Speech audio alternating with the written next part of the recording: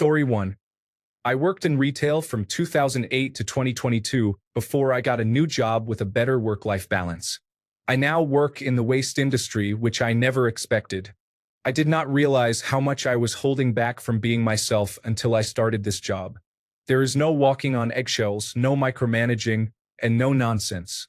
I can actually go on holidays now and get to see my family. I always thought I would never leave retail because I believed I enjoyed it, but it turns out I was wrong. Story 2. Being on call for people, always being the counselor, uplifter, insight giver, and motivator, I realized I was doing what was expected of me and not when I had the capacity to be available and present. Now I am available when I truly have the capacity, and my life has improved drastically. Story 3. When I quit drinking, after a while the chronic depression I did not even notice I had just faded away. A few acquaintances even remarked that I seemed happier and asked if I was seeing someone. Story 4. In general, caring less about what people think and giving absolutely no attention to gossip. Never confirm or deny. I just do not care. My real friends and family are the only ones who matter and the only ones I try to please. Story 5. I played a mobile game every day for the past 2 years.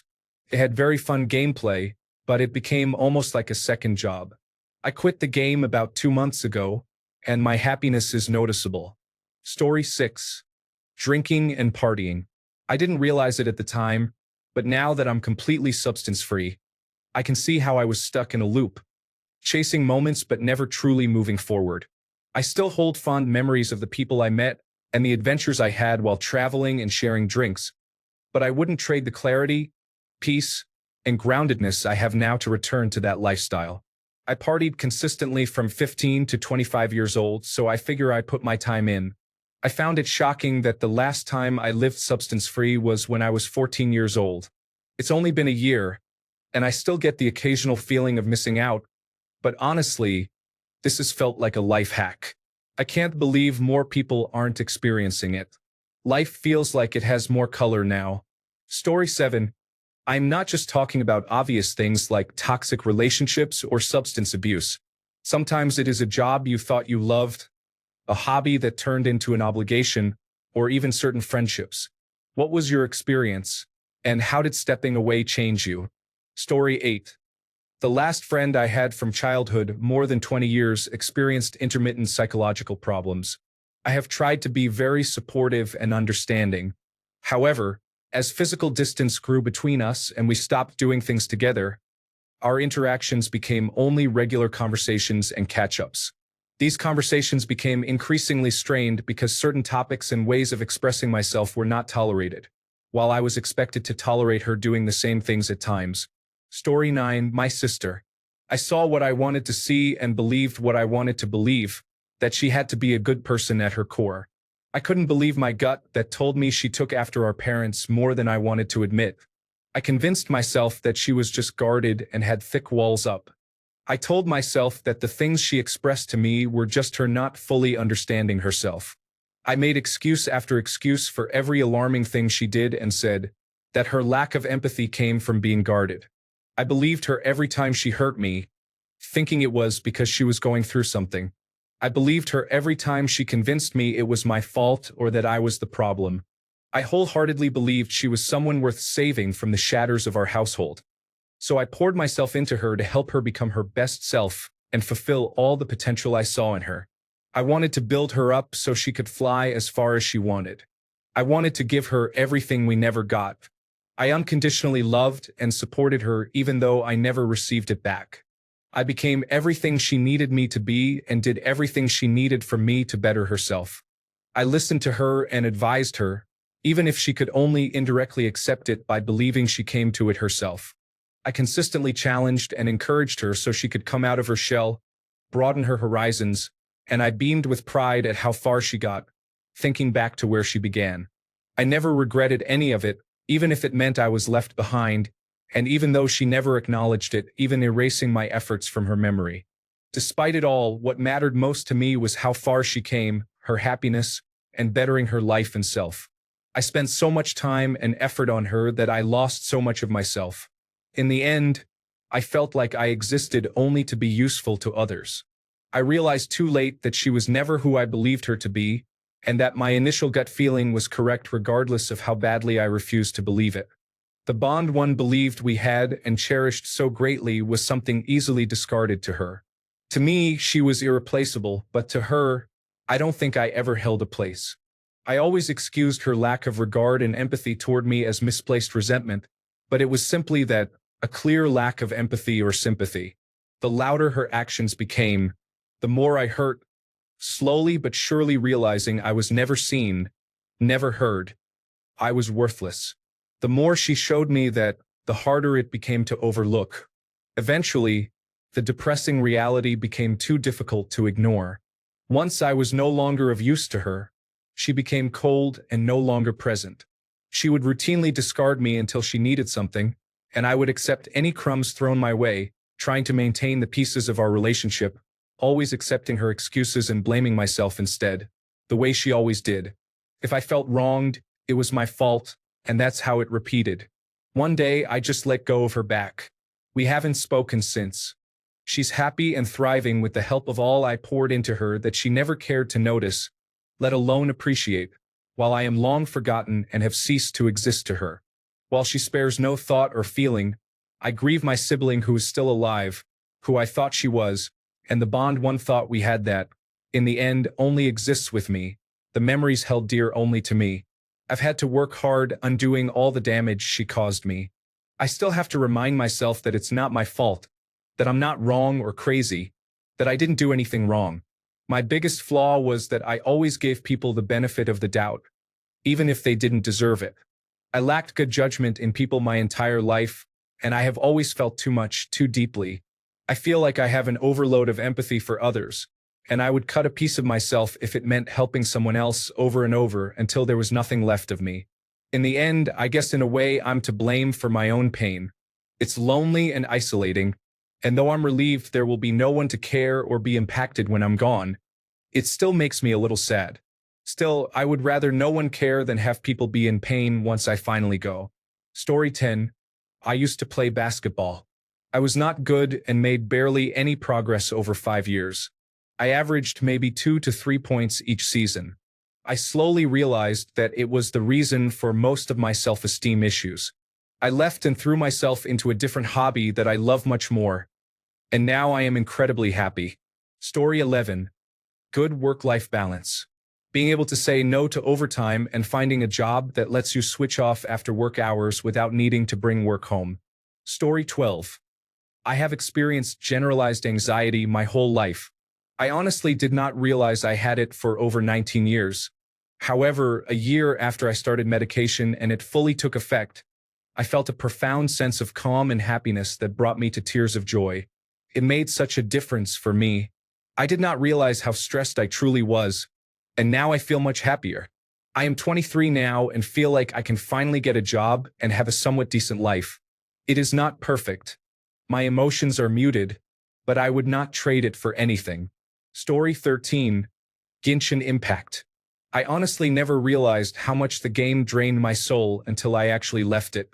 I kept playing and pushing through the burnout constantly. Thankfully, I made it my New Year's resolution to stop, and I have been free from that game for 6 months now. Story 14. I knew living with my parents was draining my happiness, but I hated to admit it. My self-esteem, confidence, and anxiety greatly improved after moving out. Not cured, but I finally had a clean slate and a firm foundation to build on by working on myself and having more control over how much I let them influence my life. I love them deeply and would love to see them at their best, but frankly, they stress me out so much that I feel miserable most times I see them. My mother is very loving but emotionally manipulative and has spent years criticizing anything in my life she cannot control. Their alcohol intake was the worst influence as well, but luckily that has greatly improved over the last couple of years. I recently had a very nice visit to their home, which was wonderful, but it gives me a false sense of security as next time I might feel the need to be constantly on the defensive. Using the gray rock method helps, but can only do so much when someone starts screaming at you. Distance has helped a lot, and not picking up the phone after 7 p.m. has been beneficial too. The next step is to get on the property ladder and help my mother adjust to the fact that I will not be living next door. I live 8 hours away. We plan to move closer but not next door, about 2 to 3 hours away, because our parents are not getting any younger, and moving nearer is more affordable than where we currently are. My husband, in particular, is more private than my mother would like us to be. In other words, he likes to keep healthy boundaries, and his family respects that. My mother struggles with and often dislikes boundaries and views anything disagreeing with her as an attack, so that is what we try to avoid. Story 15. Sometimes it is friendship. There is one I have been slowly pulling back from because I am too afraid to say, I think we should end the friendship. We reconnected after 10 years, and the past 10 months have made me realize why I ended it in the first place. I thought maybe she had matured over the years, but unfortunately, she has not. Story 16. Social media. I am much happier after ditching the applications and just enjoying my life. Ironically, I use Reddit mainly for news and personal topics of interest. Story 17. Fear of uncertainty and lack of decision-making lead to a metastable limbo of life. I just started doing it and stopped overthinking. Story 18. News and news sources connected to my political affiliations, such as online groups, subreddits, and Facebook pages, are all my kind of people. But you don't realize how badly they affect your mood. During the pandemic, I was having a tough time and saw a friend post something like, if you want to improve your mental health, remove yourself from all the news sources, referring to the types mentioned above. So I did. Less than 2 weeks later, I was a much happier person.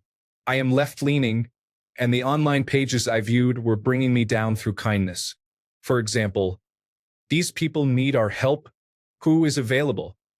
Good people trying to help those who need it, which is amazing. But you are constantly shown how bad the world is, and the more I was exposed to it, the more hopeless I felt. Ignorance is bliss. Stepping away from all news sources has been amazing for me. Now, I only help what I can see in my own life. I made the world small again, that is, I managed my capacity. Story 19. My former job and supervisor started off really well, but somewhere in the middle, the work and the relationship with my supervisor became very difficult. I could no longer ignore the effects it had on my mental health and personal relationships.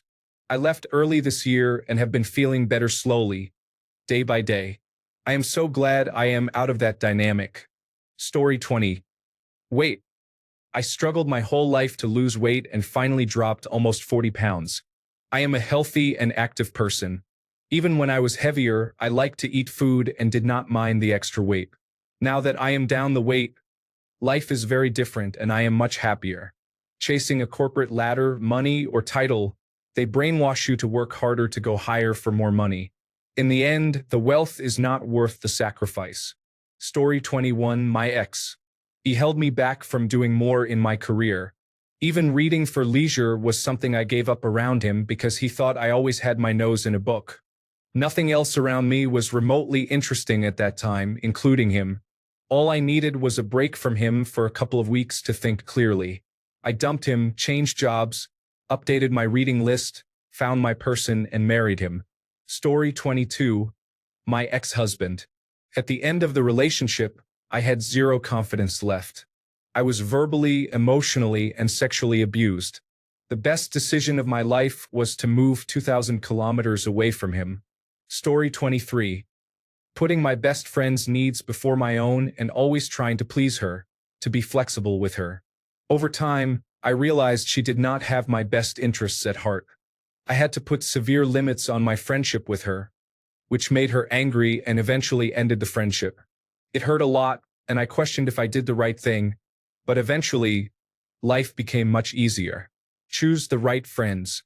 Story 24. A woman I dearly loved could not overcome her past. Outside of the deaths of loved ones, this period of my life created an environment which led to my being the saddest I have ever been.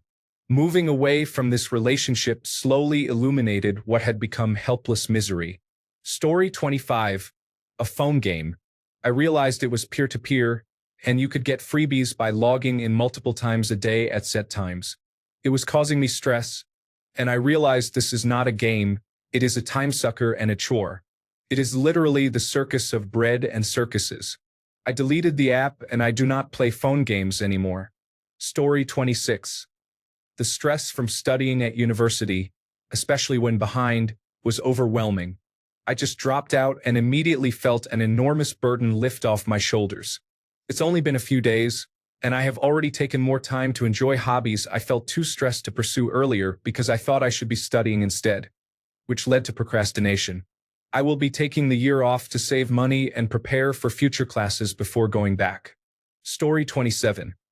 Being kind to everyone and competing with everyone made me feel completely lost, as I did not know who I was. I am still working on breaking the habit of proving that I am important, skilled, or smart. Story 28. Beating myself up for everything. Want to drink and have fun? Should not have done that. Want to stay home and relax? Should not have done that. Story 29. Drinking. I used to think I could only enjoy time around others if I was drinking. I have not stopped fully yet, but I am getting there. Story 30. People who make everything complicated. I can't make time or energy for it anymore. They can turn their lives into a circus, but not mine. Story 31. My relationship with my best friend of 15 years is important to me. I miss her very much, but the freedom I feel at the same time is astounding. Story 32. Family. I just moved out after being a financial support to them for years. Now I have time to focus on what I truly want. The sense of relief and freedom is amazing. However, they are trying to spend the night at my new place while still talking about me behind my back. I am so done. Story 33. Subtle negative comments can be difficult to recognize. When someone is openly insulting or overtly mean, you can easily realize it and stop it one way or another. However, when someone is always subtly bringing you down by saying things like, "You could have done this better or faster," or "You could be doing more," as many parents or bosses do, it can be hard to recognize the negative impact. This slowly builds up stress, making you feel that whatever you do will ultimately be deemed subpar. Once you are no longer exposed to such remarks and have people around you who refrain from these comments and even commend you, you suddenly realize how stressed you were before. Story 34. Birth control pills. I have been taking birth control pills for over 20 years and recently switched to an intrauterine device about 3 months ago. I am a different, much happier person. I cannot adequately express how much better I feel now. Story 35. Honestly, video games. I work away 2 weeks on and 2 weeks off. I used to be addicted to playing video games, but since working away, I do not touch my PlayStation and I feel much better. Story 36. Friend groups. I wouldn't mind a trio, but anything more than that is a big no, because it is a literal pain when an argument occurs. You have to pick sides, and if one person hates you, they all do. Trying to make plans with just one person in that group often causes the others to find out and get upset. I will choose individual friends over a friend group anytime. Story 37. Being deeply interested in politics and using Reddit can, in the long run, make you feel depressed and radicalize you. I stepped away in 2023, left Reddit, and have remained mostly apolitical while maintaining my own beliefs. I have returned to Reddit and still follow politics, but in a more limited capacity to preserve my mental health. Story 38. Dog. I wrote this in reply to someone and I am sharing it here because I am curious. Some people are always talking about their relationships. What I do not understand is why you stand by or get attached to people who hurt you when you have your own free will. Thanks a bunch for sticking around till the end of the video. Remember to subscribe, and until next time, stay awesome and goodbye.